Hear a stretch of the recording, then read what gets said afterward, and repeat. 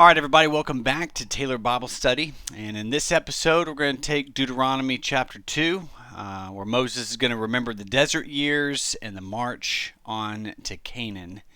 And you know me, I don't like to beat around the bush, so let's get right into it. Verses 1 through 7 of chapter 2, Moses is going to remember the journey through the land of Edom.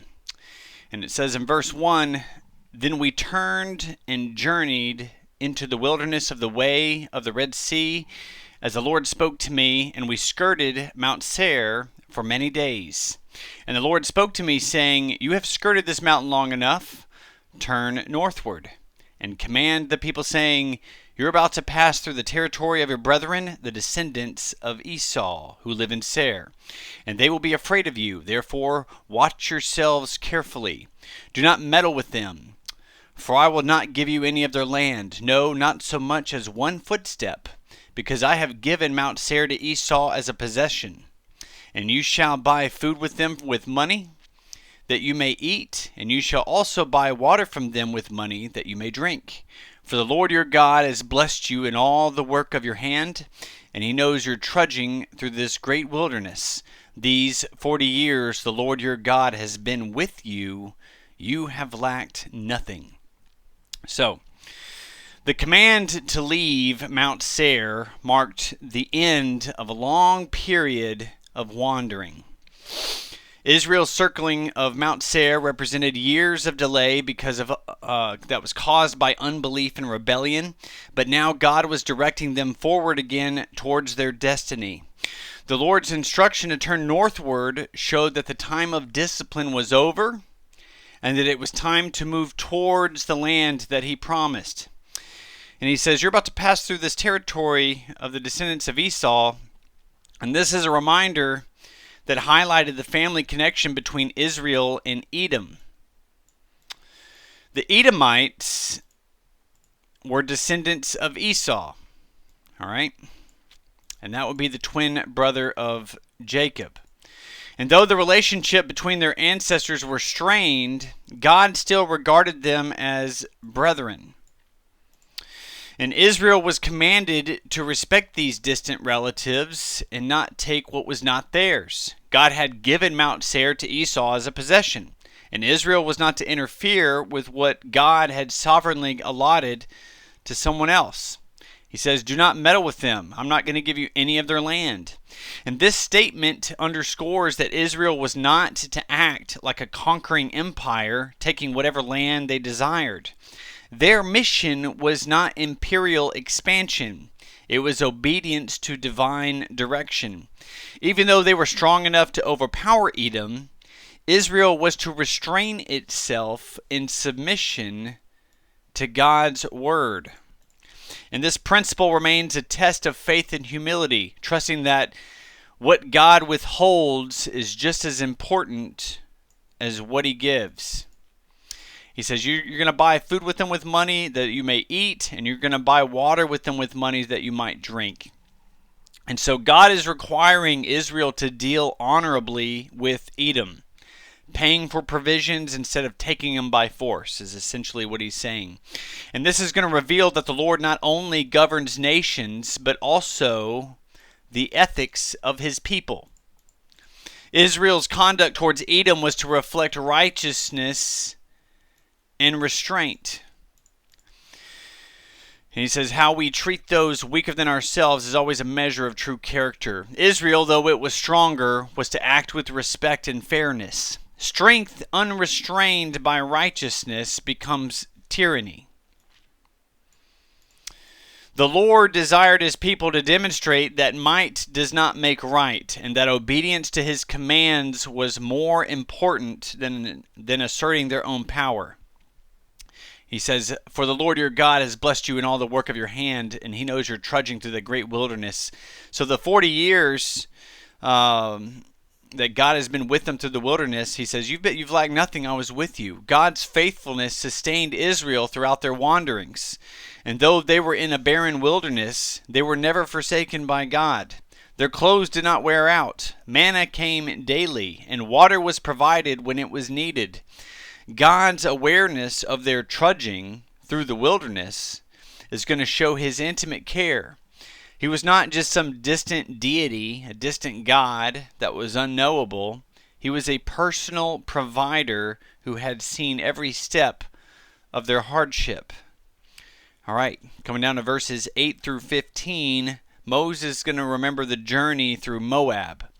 And he says as he continues, "And when we passed beyond our brethren, the descendants of Esau who dwell in Seir, away from the road on the plain, away from Elath and Ezion-Geber, we turned and passed by the way of the wilderness of Moab. Then the Lord said to me, 'Do not harass Moab, nor contend with them in battle, for I will not give you any of their land as a possession, because I have given Ar to the descendants of Lot as a possession.' The Emim had dwelt there in times past, and people as great and numerous and tall as the Anakim. And they were also regarded as giants, like the Anakim. But the Moabites called them Emim. The Horites formerly dwelt in Seir, but the descendants of Esau dispossessed them and destroyed them from before them, and dwelt in their place, just as Israel did to the land of their possession which the Lord gave them. Now rise and cross over the valley of Zered." So we crossed over the valley of Zered, and the time we took to come from Kadesh Barnea until we crossed over the valley of the Zered was 38 years, until all the generation of the men of war was consumed from the midst of the camp, just as the Lord had sworn to them. For indeed the hand of the Lord was against them to destroy them from the midst of the camp until they were consumed. All right, let's look at this. Passed by the way of the wilderness of Moab. So just as the Edomites were related to Israel through Esau, the Moabites were related through Lot. Okay? And you'll remember Lot, he was the nephew of Abraham. And once again, God commanded Israel not to engage in conflict with a related nation. Moab's land was given to the descendants of Lot. And Israel was to pass peacefully through their territory. God's sovereignty in the affairs of nations is displayed clearly in these verses.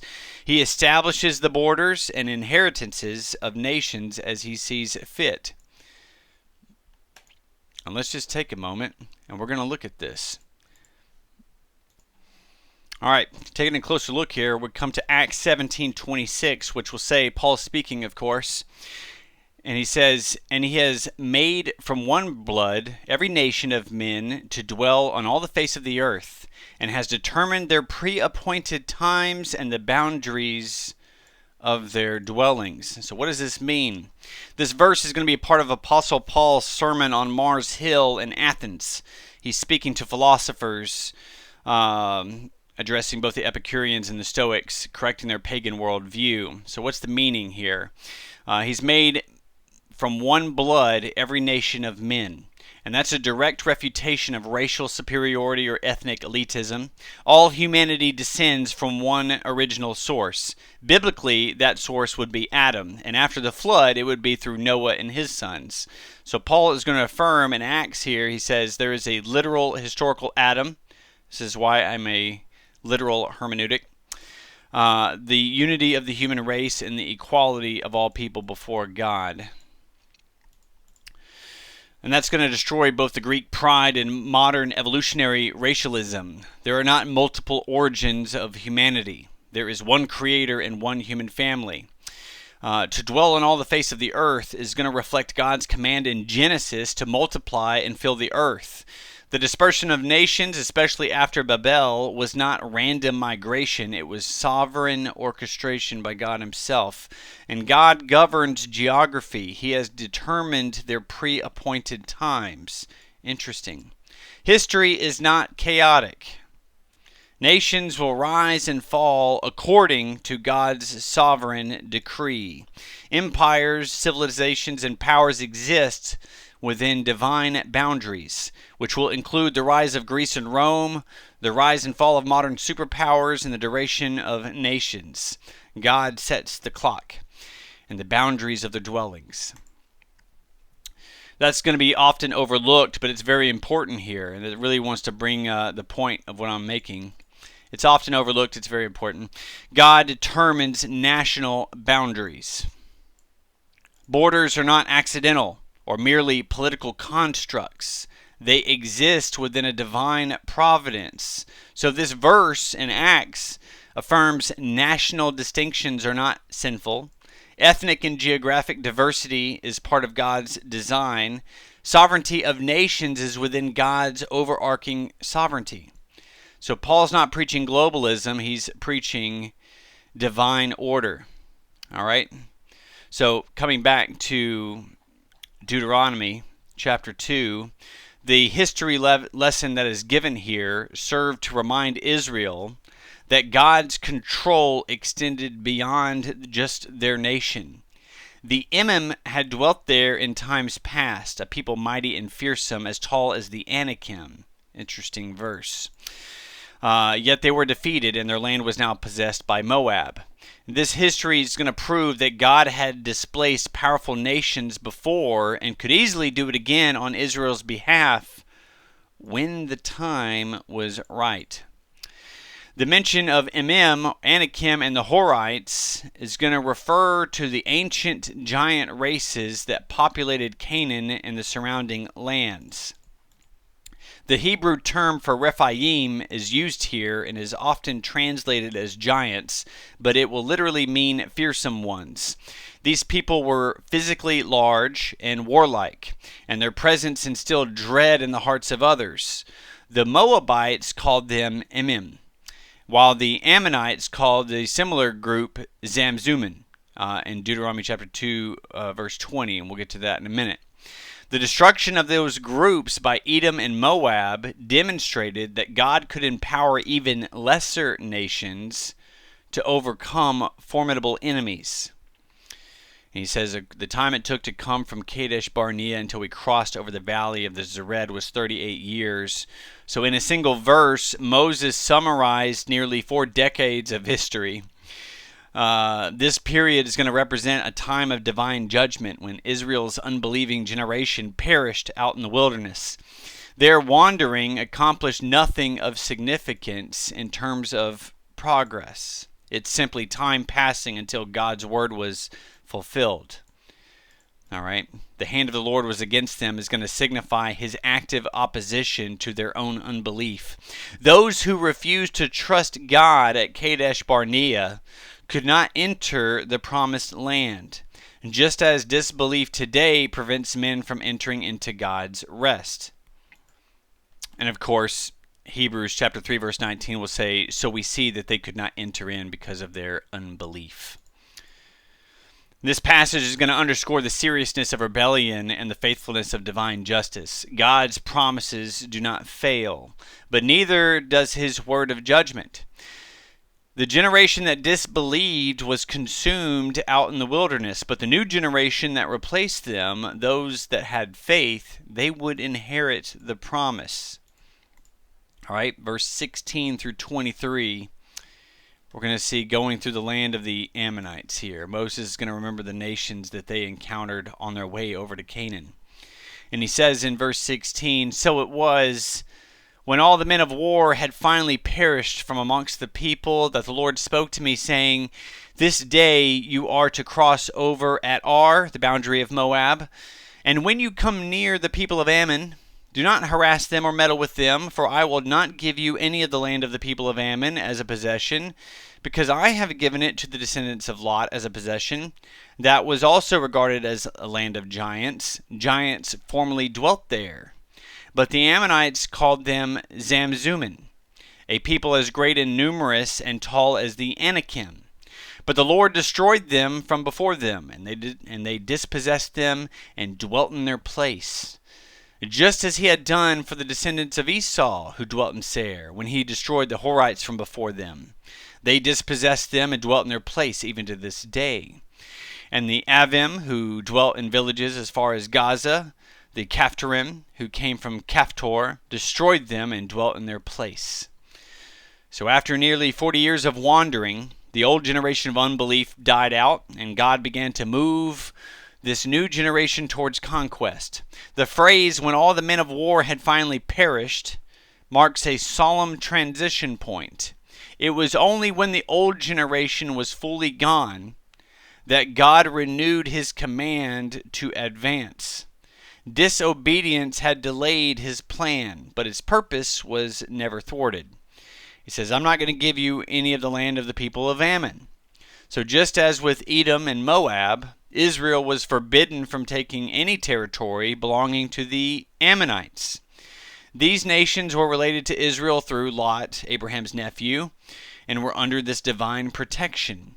God's dealings with these nations is going to show his sovereign control over the distribution of land, as we've talked about in the rise and fall of nations. And he's going to assign inheritance to each according to his will. And of course, we get the description of the land of Ammon as formerly inhabited by giants, and that's going to give us some historical depth there. The Hebrew term Rephaim appears again, rendered here as Zamzummim by the Ammonites. And these were fearsome, powerful peoples, comparable to the Anakim who had terrified Israel at Kadesh Barnea. Yet the Lord destroyed them from before them, giving the Ammonites victory. And that's going to demonstrate that God had empowered even pagan nations to overcome those giant tribes, proving that physical size and military might are nothing before the sovereignty of God. The reference to the Caphtorim, who came from Caphtor, which is likely Crete or the Aegean region, and destroyed the Avim near Gaza, is going to show that the Lord's dealings with nations extended far beyond Israel. These little details is going to form a miniature history of divine providence. It's going to show how God orders conquest and dispossessions to fulfill his larger redemptive plan. All the pieces of the puzzle move forward, move God's plan forward. And it still happens today. And a matter of fact, when you look at the world today, it becomes glaringly obvious that all the pieces are being put into place and have been for a long time. For Israel, this reminder was intended to build their faith. The God who empowered Moab, Ammon, and Edom to conquer strong peoples, these giants, these super strong people, would now go before Israel to defeat the Canaanites. All right, verse 24 all the way through 37, Moses is now going to remember the conquest of Sihon, king of the Amorites. And we see here why Deuteronomy is so important is because we get really just a capture, a summary almost of everything that has happened up until this point. All right, so verse 24, Moses says, "Rise, take your journey, and cross over the river Arnon. Look, I have given into your hand Sihon the Amorite, king of Heshbon, and his land. Begin to possess it and engage him in battle.